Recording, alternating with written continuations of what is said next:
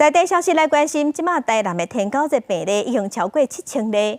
有专家就表示，照被当前的经验来看，这1、2礼拜是关键期。所以疾管署有专工去台南成立真正应变工作队，由副署长罗一军兼队长，会伫台南固守1个月。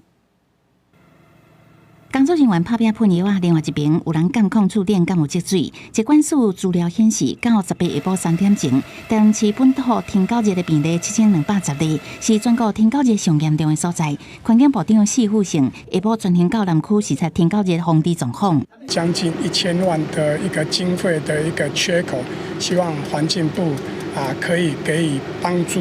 那这一点我也在这边跟各位报告环境部会给予全力的一个支援。市政府化工欠经费买物资，环境部承诺专业协助。台南伫2015年，捌因为天狗热大流行，一年累计有2万多例。迄个时阵担任卫生局长的安南病院院长林胜铁讲，今年台南的状况甲当年正共，照伊的经验甲统计数据来推算，这1、2礼拜是疫情变化期，建议目前确诊数较少的所在，派员到热区了解状况，才会当及时因应。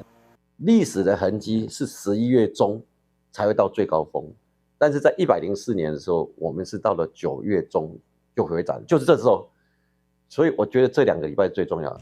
林胜铁认为，加护烧话是这届团开的主要原因。为咗确诊者镜头无明显，唔知感染看区工作，中央爱量早介入。除了环境部，疾管署18正式成立前进应变工作队，由副署长罗一军兼任队长。连假会有很多群聚烤肉，以及就是可能南来北往会有出游的情形哈，我们都担心说会不会容易让这个民众到户外，增加被这个蚊子叮咬的这个机会哈。罗一军讲，工作队20多个防疫成员，大家拢会分组到重点热区视察。